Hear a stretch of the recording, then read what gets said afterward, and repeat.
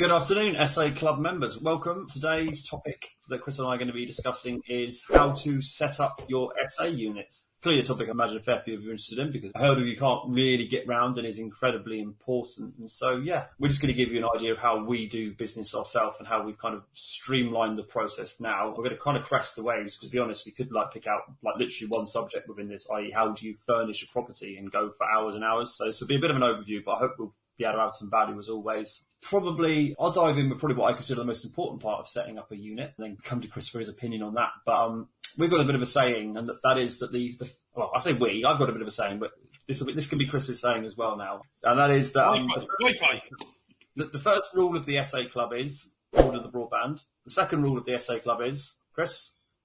Order the broadband. There we go, yeah, we can say that. We worked that one out together. I mean, I can't really underpin this enough. From our experience, I think Chris will back me up on this, we'll pretty much try and make the broadband ordering and the utility ordering the first thing we do, and probably the last thing once everything else is done. We've probably even got guests in by that stage. So probably the niggles we'll still have at the end will relate to the broadband and all kind of utilities. Mm-hmm. What are your thoughts on that, Chris? One of the most important factors, and that's only due to the amount of time that it takes to gain the keys, do all the legalities, and then kind of get the broadband provider on board and the installation, etc. So there's a number of ways we've combated this. One is systemization. So what we've done is go through a complete setup process. This is on the top of our list, and it is the first thing that we need to get in place. Most guests, 99% of guests now, require broadband for work and for leisure, and therefore is something that is absolutely critical. One thing that we do use is mobile dongles. I'm sure Ben will expand upon it a little bit later, but as a kind of a backup plan for us, if the utilities are not able to be set up, especially during this time, then it's quite a good idea to have some kind of dongle process or backup plan. So we use mobile dongles. They're fairly inexpensive, and we use them as a rotation as and when we're setting up the properties. Do you want to expand on that, Ben?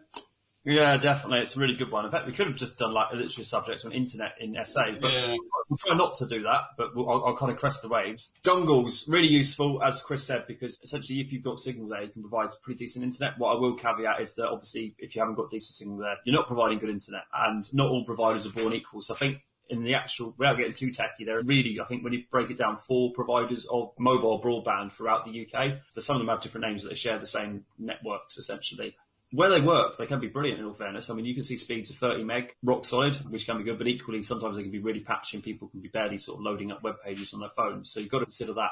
We have got a number of dongles from a number of different network providers for this reason, so we can try and patch in the correct one. Yeah, they can be good, obviously, because they're mobile by their very nature. If you get nefarious guests, their mobile nature might actually serve as a negative. And we've had a few mobile dongles go to mobile, should we say. Just in terms of the price points, it's probably quite worth bringing out. You can order these dongles directly from, say, Vodafone or O2, etc., and that's all good and well, but like a mobile phone, because essentially all you're getting is a mobile phone SIM in a little dongle. If you order it from one company, it will be locked to that provider. So what we actually do is we order them off Amazon. We order unlocked dongles and we just order the SIM cards. And that way we have maximum flexibility because we put any SIM card we want in the dongle and it will work for any provider. So there's a way to basically be a bit more scalable and not be locked in to kind of one provider. We used to use Free, the network provider. We found actually where we are, they're not great. So we're finding Vodafone's probably our kind of primary go-to just for where we are. That's kind of that. So yeah, I said I wouldn't spend too long on mobile dongles and I only spent about 4 minutes, so that's fine. Yeah,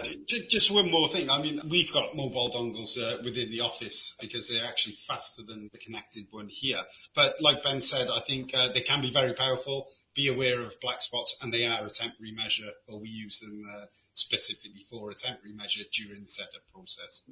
Yeah, agreed. It's what I would say is it might be tempting to leave them in there forever and a day. I know some people do. Well, I believe that 9 times out of 10, or we can probably say 99 times out of 100, fixed internet will be the better long-term solution. So yeah, internet, done. The other one I would put very, very close to that is getting your insurance ordered. Now, this is nowhere near as difficult if you've got a good broker. In fact, this should be relatively seamless and take 24, 48 hours. But making sure that when you take the unit on, that you have the correct insurance for that unit. And what you're looking for is public liability and contents insurance for the property. From my experience, pretty much you won't get a provider that will insure less than £10,000 worth of contents, which I'd argue for most units, you're probably not putting more than 10 grand's worth of your own contents in there anyway. So normally you can go over 10 grand contents policy and then a decent bit of public liability just to protect against the guests doing sort of damage to themselves. That's insurance. You got any thoughts on that, Chris? It's pretty... No, it's pretty self-explanatory. Get the insurances in to reduce your liability. Things will go wrong. Don't forget about insurances through online travel agencies as well, and the way they kind of do business. The knowledge of that, I think, can be very useful as well, and how they pay out if things go wrong. So, yeah. Agreed. I mean, I think 2 bits in. Use a broker that understands SA. Don't just use any broker, and make sure you're getting a good product. So, if you get a really good broker, then you can trust them, but obviously still read through it yourself and make sure it seems relevant. From my experience, if you use a broker that doesn't quite understand the business model, they might end up trying to get you to insure the property against things like earthquakes, tornadoes, floods, all that good stuff, which that's the landlord's risk to insure. So you just want to be insuring the guests and the furniture, in words to that effect. Okay, cool. So, that is insurance. So, what point I was going to make is insurance is important, and we've actually had the first instance now where that insurance has come into play. It's just sort of for awareness, so it's not a case of get it and then it will be of no use. We had the first time. We're actually going through the first period now where potentially that insurance might be required, which is so we're learning more about that process as we go forward. Cool. So basically, once you've got the keys to the property, you've hopefully ordered the broadband and ordered the insurance. I mean, the next step, probably from our perspective, is we would normally send the team in and look to do any light refurbishment work initially, would probably be the most efficient next step. So be that any painting, any kind of uplifting of the property. Now, you might be in a really good position where you've got a brand new property it's just had a fresh refurb and none of that's required. But I would suggest, in terms of doing things in the right order, you want to kind of do the mucky stuff next while the property's empty. So, get fresh paint on the walls, put some new carpet down, that kind of stuff. So, that's a whole other subject in itself. That's what we suggest you kind of do in terms of the first physical action in the property. Any thoughts, Chris? Yeah, I'd probably just go back one more step, and it's something that's tripped us up in the past, is keys. So What we do is we get the keys to the property, they get cut immediately. We've gone over and above and beyond here, and we get a key for the guest, a spare key for the guest, a key for maintenance, a key for housekeeping, and a spare master set stays in the office with myself. And this is only trial and error from our part. You can show them where we hold all the keys, Chris. Oh, we're going to move that now. So let's move them. So really important. And the next step will be putting a lockbox, if that's available, on the property, or in fact getting a key net. We use key nets for different properties. Getting that in there straight away so that all the people that are involved in the setup process have access to the keys. There's no dilly-dallying around, and everyone knows the codes. So we update our codes onto a spreadsheet. Everyone knows where they are. Everyone can access the property. So that would be my first step. With the refurb, we've kind of taken on properties where we've just taken them as is. What we found is that we can talk to the landlords or the letting agents or the owners of the property, and we can kind of negotiate to a certain degree new carpets and new paint work throughout. Most of the time, I would say 90% of the time, they're more than willing to do this. They understand that, keeping the property is paramount. Then we're getting a property that is completely freshly painted and has brand new carpets for the guests, and it changes the look on the property. I think you'll agree, Ben. Yeah, agreed. Exactly. I mean, that's a whole bit in itself is actually sort of refurbing and negotiating that with the landlord. But what I would say is, if you're going to do that kind of stuff, do it up front. Just get the property as good as possible right at the beginning. Don't think, we'll get to that. Let's see how it runs for 6 months. And again, the time to negotiate is obviously with the landlord is when you're negotiating. You don't want to sort of go to them 6 months into the lease, handing cap and go, carpets aren't actually quite where I'd like them to be. So something you can negotiate up front. And quite often we'll get either the landlord to completely replace the furniture, not the furniture, the carpets, and or potentially do a lick of paint, or maybe if not a 50-50 kind of split, just something like that. I mean, at the end of the day, if you're taking the unit on, I would suggest you'd be looking for a long-term agreement. We typically look for 3 years, and landlords that we offer that to seem to be a lot happier to obviously spend a little bit because they're getting consistent long-term guaranteed rent locked in. So definitely a valuable thing to do. So from that step, really, and a great point in the keys, thank you, Chris. Getting the refurb and sort of mucky stuff done then is really valuable. The next step I would strongly suggest then is, once you've got that work done, to do a deep clean of the property. We actually suggest doing 2 cleans, and we'd suggest doing the real deep clean here. So once you've kind of done major mess or not, get the property as clean as possible while it's got nothing in it, because obviously your housekeeping team will be able to do the best job possible while there's less furniture to move around, there's no sofas to lift up, etc. Yeah, that's obviously massively important. You'll get better scales out of that. And it doesn't mean you don't ever clean it again, but you do the real deep clean now in terms of doing skirting boards, going on top of cupboards and all that kind of stuff, while there's a minimal sort of amount of stuff in there to negotiate around. Happy with that, Chris? It's pretty self-explanatory. Yeah, so the deep clean at the end is quite obvious. I think as well at this point, it may be an idea to just get more members of your team to kind of view the property. So what we tend to do is, first take a step back. Once it's deep cleaned, we have an accountability process, which is a kind of template that we adhere to, and we've just refined it now. And all these things are then attributed back to the person that is in charge of that, because there can be some disparity on who's in charge of what, i.e.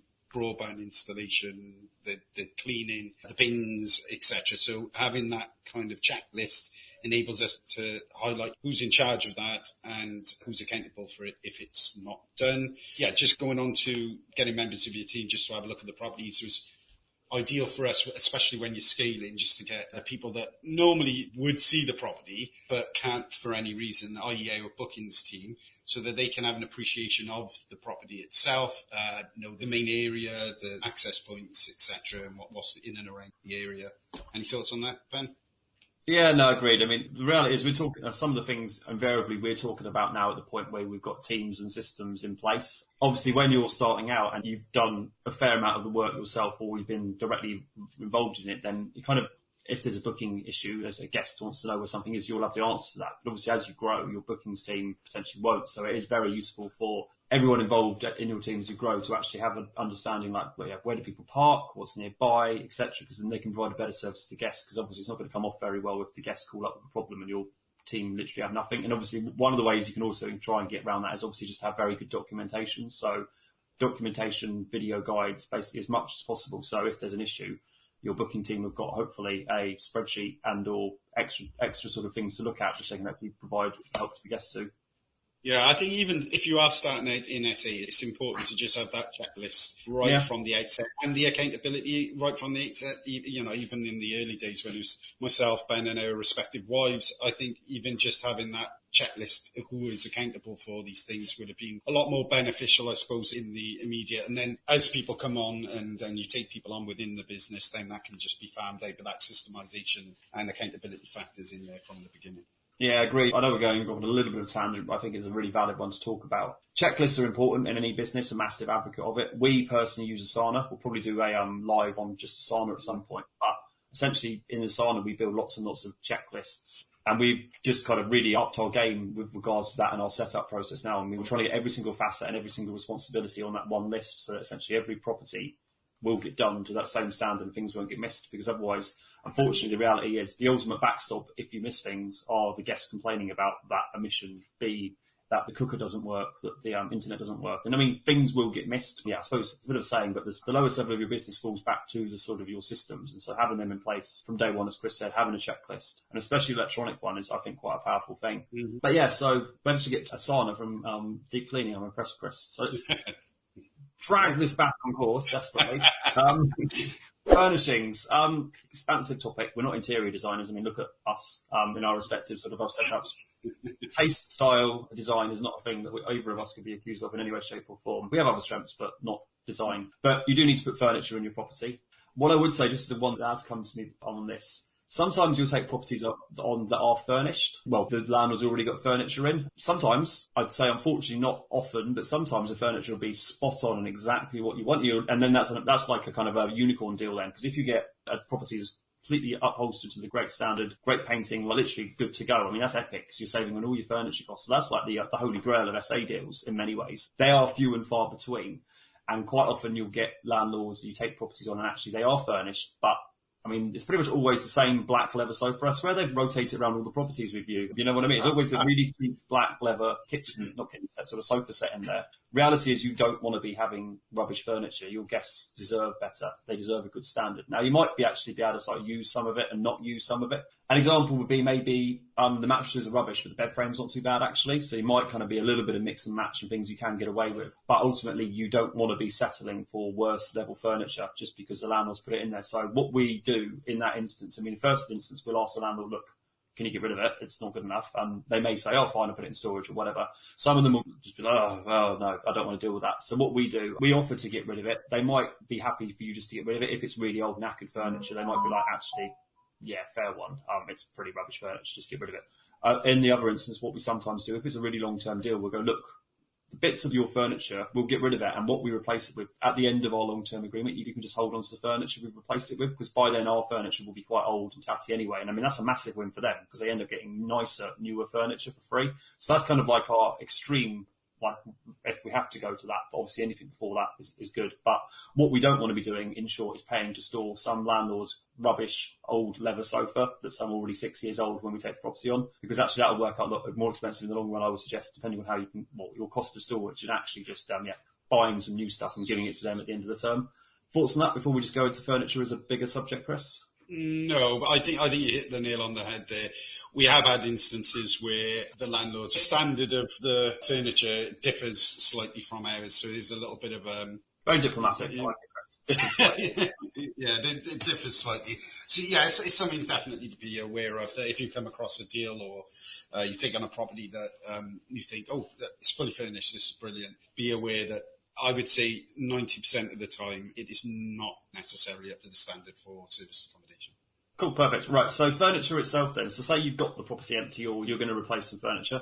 In terms of choosing the designs, we kind of slightly did the right thing back in the beginning. We did try and copy people that clearly were doing a lot better in terms of design style than us. So we're going to be looking for like nice SA units to look at. But going on the Facebook groups, seeing who's got sort of nice pictures, and if all else fails, actually just looking at the kind of units you want to emulate and then kind of using them for design ideas is a really good sort of way to get going and get some sort of free interior design advice.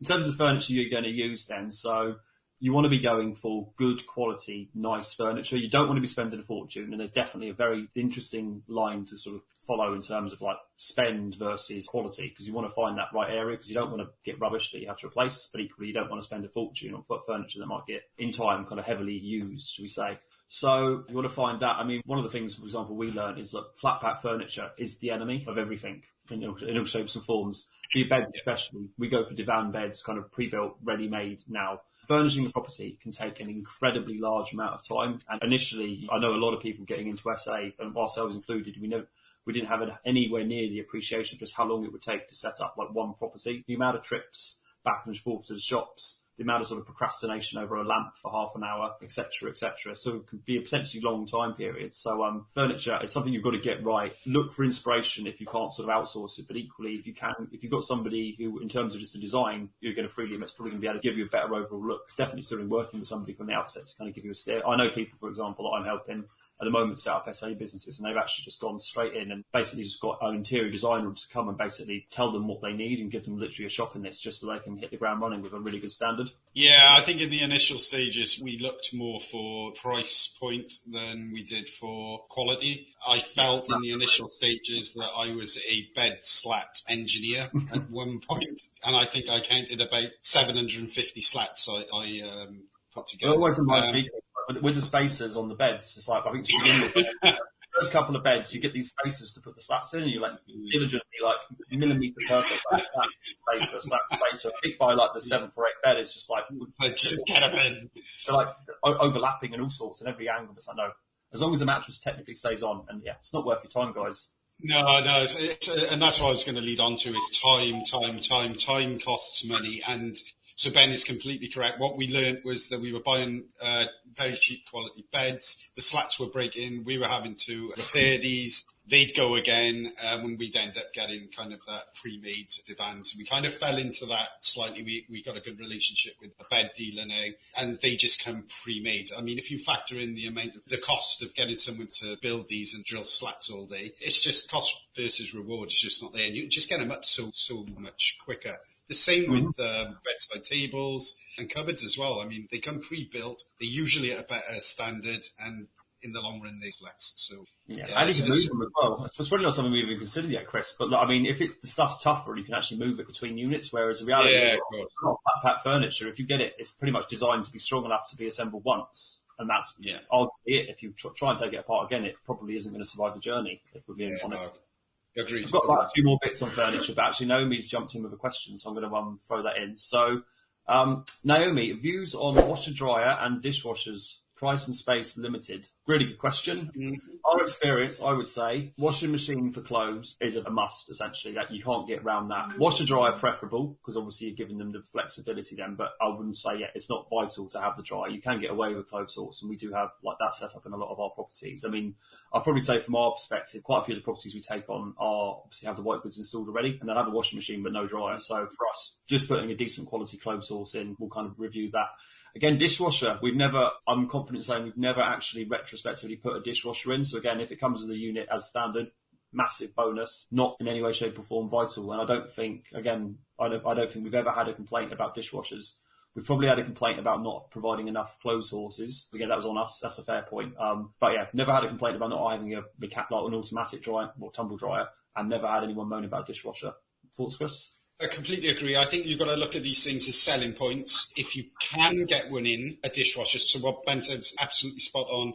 Washing machine is completely a no-brainer. You have to provide that, in my opinion. A dishwasher, a lot of the time they come with the property, or there isn't space for one. However, if there is space for one, think of it as a marketing tool. That, okay, you can spend approximately £200 on a dishwasher, but you can also market it as such, and the guests do like it. So it's all down to space, but the necessities come first. Washer dryer, in all honesty, we've never had any kind of complaints or intimations that they want that as a preference. If it was a choice between both, we'd just do it for the marketing value and the appeal. Yeah, it depends on the units. I mean, if it was like a really high-end unit, you want to go all out. And if it was rent to SA, you kind of want to work with what you've got to a degree. Obviously, you want to have a minimum standard, and we say the washing machine minimum standard. If it was like your own unit, i.e. a purchase to SA, then I personally would just go all out. Yeah, I'd have a dishwasher. I'd have a washer/dryer, the whole lot. But obviously, with rent to SA, you've got to keep your overheads down. And yeah, just not completely sort of like redo somebody else's house.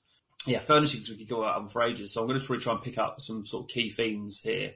I'd say a couple of most important things from my perspective. You want to spend your money on decent quality sofa or sofa bed. You've got to think, where are the people going to spend their time? They're going to spend it on the sofa/sofa bed. So you want to make that comfy and sort of decent quality mattresses as well. Because again, they're going to spend the time watching TV or they're going to spend the time in bed. Those are the two main areas. So that's quite important. Providing enough dining space for people. So if you've got a listing, say, look, 8 people can stay here, and then you've got a table and chairs for 2 people, you're going to get issues. And we've, again, hands up, fallen foul of that a couple of times back in the past. So we now are a lot more stringent on making sure that if we offer that, obviously that can be accommodated. I think this is a really good point, because it took us quite a while to realise this, and it's quite an obvious thing as well. Like Ben said, you're catering to a larger group in most cases, especially if you're in the contractor market. And we were finding the negative points coming back was, well, there's not enough dining space. So now we never really thought about or thought that it would be such an important factor until we had that feedback. So yeah, good point. Yeah, and I mean, it almost goes a step back to actually determining the layout of your property. Maybe what we were guilty of to a degree, but I think we weren't entirely, but you could argue be slightly guilty of, is actually trying to maximise occupancy at the detriment of communal space. Almost like the typical HMO thinking. We see a 3-bedroom house with 2 reception rooms, go, brilliant, it's a 4-bedder straight away, out of hand. Not the case, and I think we very quickly learned that lesson, so I'm definitely I'm glad to say this, dropped the ball on that once, really. And then we retrospectively went back and changed it back to a 3-bedder. So if you're going to try and do something like that and basically make extra bedrooms downstairs because there are additional reception rooms, you've got to make sure that you're still leaving a perfectly decent, specific dining area and a kind of lounge area that's actually people are going to be able to practically use. Yeah, just going on the lounge area as well. I think in the beginning, we went comfort, first of all, then we went style over substance. And what we were finding was we were getting quite opulent looking sofas, sofa beds, but they just weren't comfy and the legs were breaking, etc. So it really is that balance of getting that correct. You're going to have to spend a bit more, basically, guys. I mean, that's what it comes down to. You're going to have to realise you're just going to factor in a bit more spend. Well, I think we've got a pretty good balance, I would suggest now, but we do have to spend a little bit more for it. But it works out in the long run. Naomi says, that's me. I think she's talking about the time to set up is crazy. Great, thank you. So yeah, absolutely. You can get quicker. There's definitely some things we can suggest, I think, to sort of try and speed you up a bit. But it's a lot of work at the end of the day. It is surprising. I always term it like you're basically moving house all the time without the actual pleasure of then sitting in your house once you've moved, because we then go on and move to another house. Just for Naomi as well, it's something to consider, and something we didn't do is to get help, because there's so many factors that you've got to take care of, not just the insurances, the mortgages, depending on your strategy, the Wi-Fi, utilities, all these things, it requires time. And if you're setting it up yourself, it might be beneficial just to bite the bullet and have that kind of handyman come in and set that property up for you, which means that you can get the property listed quicker, which means you can get returns in quicker. So I think it's a really valuable point. The four of us just kind of went hell for leather and didn't really maximise our time. But again, we've learned now we have people that help the setup process, because we know that we can get that listing straight up and we can claw that money back in a couple of bookings if we can be 3 or 4 days quicker. No, I agree. It's really valuable. I mean, what I would say is I'm a massive advocate of leverage, bringing people in teams, etc. Maybe to begin with, because obviously everyone's situation is different, but even getting somebody in literally just to help with, like, say, some of the nuances such as putting up blinds or something, just like literally if you can get somebody in to help for 5 or 6 hours as your setup process, just to really hump and dump the big stuff, kind of do a couple of the really fiddly tasks, it will push you along that much more quickly. And potentially you find someone to do that for quite a competitive rate. I mean, in some instances as well, you're setting up a complete house, putting up curtains, curtain poles, and all of these things, whilst they don't really sound like they take too much time. I mean, you could lose hours on curtain poles. You lose hours. That don't go right. Bring in the experts and try and factor that into the costs from the start, I think would really maximise the efficiency of trying to get that SA unit up and running immediately. Yeah. That's what we're after, essentially. No, I agree. I mean, another point, purchasing stuff. We have condensed the amount of places we buy stuff from to try and reduce the amount of trips if going out shopping. We buy a lot of stuff in bulk now, which obviously is something we would suggest obviously get further down the line. But also we get a lot of our main furniture from one place that gets dropped off in one go, because we've definitely been there where we've had a property and we've ordered a million things from Amazon and Wayfair and Dunelm and all online. And essentially we've just had a bombardment of parcels for about a week straight and stuff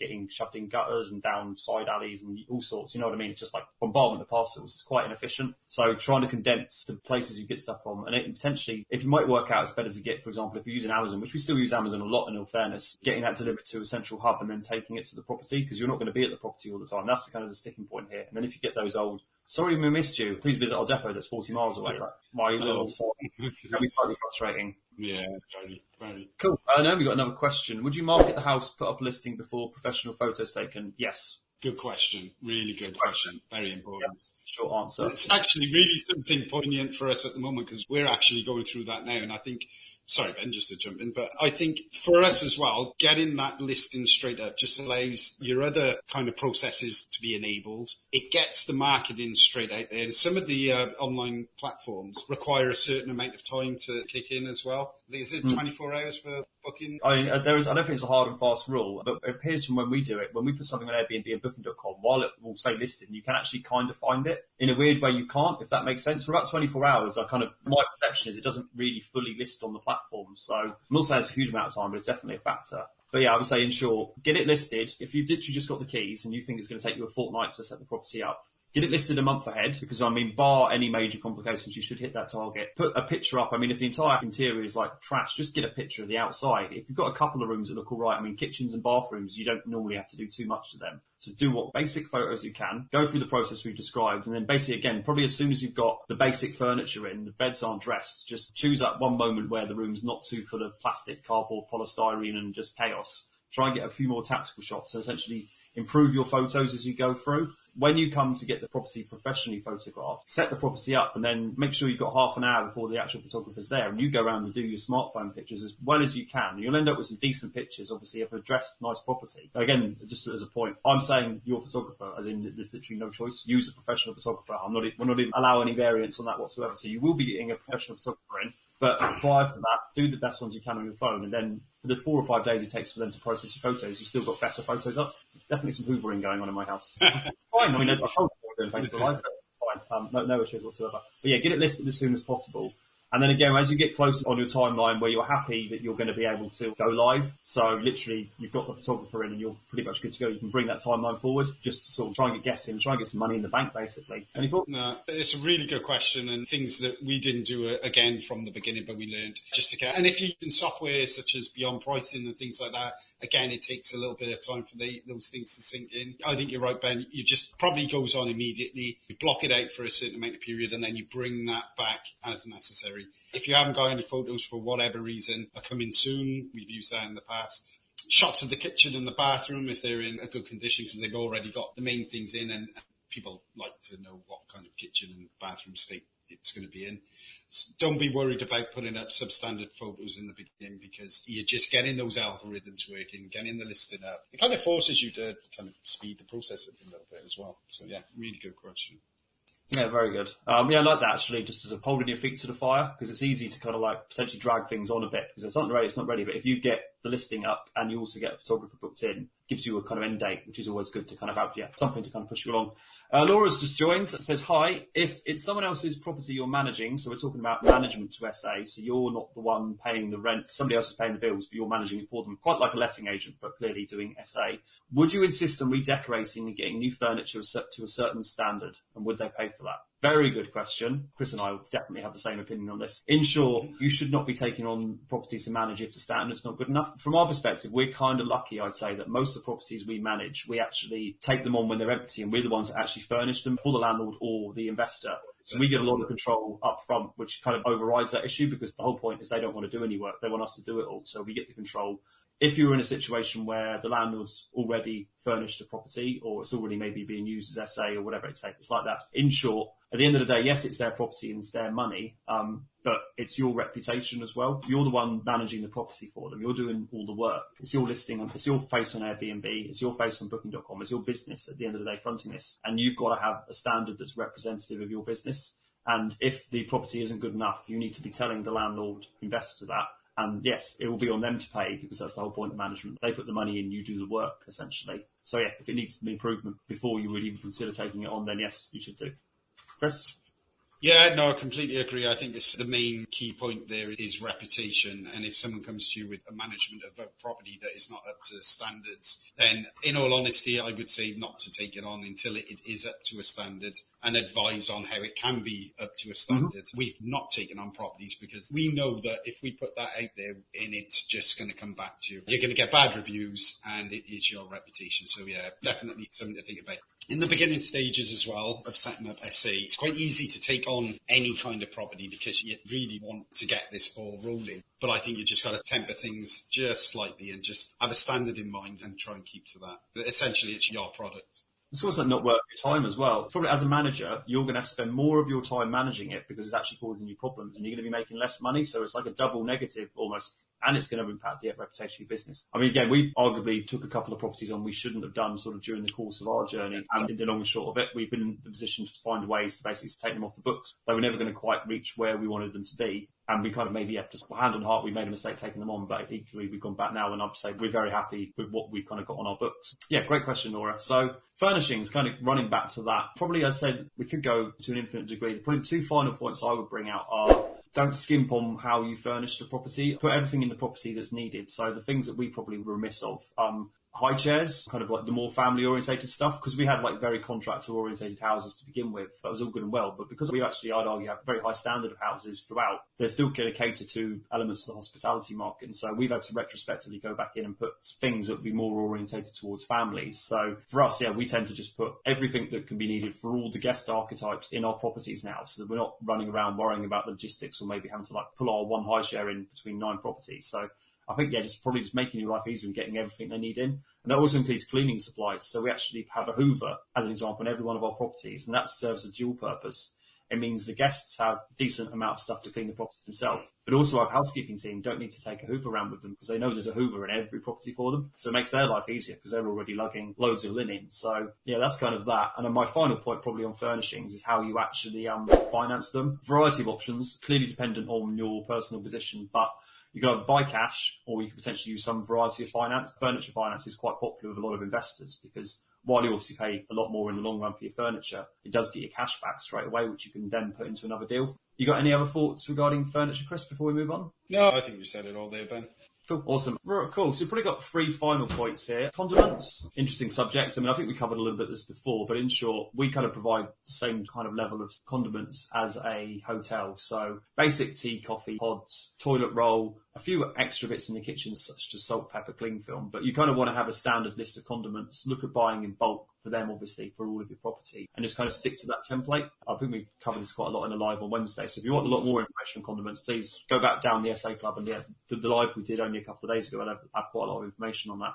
Cool. Guestbooks, I think actually we covered that on Wednesday as well. So if you want more information on Guestbooks, yeah, it's quite in depth actually on Guestbooks. Yeah. So again, Guestbooks, get them done soft copy and hard copy. And yeah, probably the final section I think we covered today is actually photography. So once you've got your lovely property painted, furnished, biscuits everywhere, a lovely guest book, etc., then you're going to need to get good photos. And we've already hit it upon it slightly, but in every way, shape and form, unless you happen to be a professional photographer already who probably specialises in properties, I wouldn't even say a specialist photographer in general, one that knows how to do property photos, probably even more specific, one that specialises in SA photography. Unless you happen to be an SA photographer already, I would strongly consider getting someone in to do that. Again, it's outsourcing, it's leveraging, so it takes quite a while to do these photos. Time you could be spending better. And the level of expertise and equipment required to do it properly, I mean, in my opinion, it's essentially not really even something you can argue either way. If you're doing service accommodation as a business, you should be doing this. Thoughts, Chris? Yeah, so we use a professional photographer, and within our package, he also produces shaded to Mad in Tilly. Bespoke Property Media covers pretty much all of South Wales and a bit of South West England. So if you want drop us a message and we'll put him in chat. Yeah, he's a really good guy. I think he's one that we could get on potentially for a guest speaking, because there's a lot of things that are involved in the kind of the setup of the shoot, the lighting, etc. So he can really help out. But what Martin does for us is produce a video as well. A short video, anywhere between 30 seconds to 2 minutes. He likes going on the 2-minute line. But it's enabled us to then embed that onto our website for direct bookings. And also, with the direct bookings, we tend to just send these out as links so that people can actually view the property itself in its entirety. There's only so much that photos can do. What other little hints and tricks have we done? We kind of put our business name as well now on little placards and things during the photo shoots, so little upsells here and there. Let a professional do the work. They know far more about lighting than you or I, Ben, even with your new iPhone. And we don't talk about that. So get yourself a good photographer, and we can put Martin's link in below as well. Cool. No, perfect. That's awesome. Oh, Laurie, got another question. How do you keep track of how much stock you have in each property, linen if hired, and toilet rolls, etc., to make sure you don't have a run out or no linen goes missing? Do you track it in any way? Really good question. So when a lot of people start up in service accommodation, and the advice quite often is like assign a cupboard, get an outdoor storage area, this kind of stuff. And clearly you want to have a bit of rolling stock of the property. You don't want to be replenishing it each time. But equally what I would say, if you're looking to set up and scale your service accommodation business, so you don't want 1 or 2 units, I'd consider getting a centralised location in your operating area sooner rather than later. So essentially having all of your condiments in one place, all of your linen supply in one place. And then from there, each time your property goes to by your housekeeping team, they don't need to kind of like manage the store in the property. They've got like a centralised one. So they take what they need off the shelves, they go there, they replenish, they remove the old linen, take it back to your central storage unit and work on that premise, because genuinely we did this store per property to begin with, and we got to like 3 or 4 properties, and already it was becoming untenable, because essentially what we were doing is managing 4 separate storage facilities. And it's like, how many coffee pods are at that house X and how many are at house Y? Like, we could be tracking it, but that's 4 separate tracking systems then, whereas actually having everything centralised, a lot more efficient. Now obviously it depends on where you are, and I would say if the first couple of units is not the end of the world, but I think as soon as you hit 3 or 4, you should be looking at sort of some cheap local storage solution, i.e. renting a garage, or you get those sort of storage places where you can just rent like a small part in a kind of warehouse, etc. Yeah. There's not really any excuse cost-wise not to go and look at that relatively soon down, because most places, I mean, maybe if you're in London, that might not be the case, but obviously the rest of the UK, you can probably find storage for relatively sort of low numbers, which was the process. Yeah, that was one of the biggest things I was just going to bring up, and I've put down a couple of tips here. Stashbee, that's one good company that rent out small spaces, anywhere between kind of like £45 and £100. And if you think about it, £100 a month sounds a lot, but the logistical nightmare of 4, 5, 6 separate locations that your linen drops have got to go to, condiments, not be in there, having to leave the property to go get the condiments from another centralised location or buy them, it far outweighs itself. And it can be factored into other costs, like cleaning costs or anything that you charge guests. Yeah, get yourself a centralised location with keys and spare keys. You can also give the access then to the cleaners, so it's all centralised from one position. So massive advocate of that. Yeah, I mean, in terms of linen, I mean, it all depends on your linen company, but essentially with us, to keep track of how much linen we've got, every Friday, the linen gets counted. As part of the process, we need to report that to the linen company we hire from anyway. And actually, we hire our linen. It's as simple as that. We find it a lot simpler than buying our own linen, and I think probably more cost effective, because linen's expensive, especially when really we have 3 sets of linen per property. So yeah, we've got a fair amount of linen now, and yeah, it works out more cost effective to hire it in, I think. So I hope that answers your question, Laura. I think it's also the time factor of, if you're getting your own linen and you're doing the kind of the cleans and the drying, that's a process in itself. So yeah, heavily look into the hiring of linen and the cleaning of linen, definitely. Great points, Chris. Just so we don't roll over an hour, I think we will call it there. I mean, loads of subjects we can go into in depth on that, but I think equally, I hope you guys got some good value out of that. I think there was a fair few tidbits in there that we wish we'd known when we were sort of starting out and growing our business. So hopefully you'll find useful. I suppose we'll kind of close it off there and wish you all a lovely weekend. Chris, you got any final remarks? Thanks everyone for listening. Take care. Happy days. Thank you very much, guys. And remember, if you want success, create win-wins.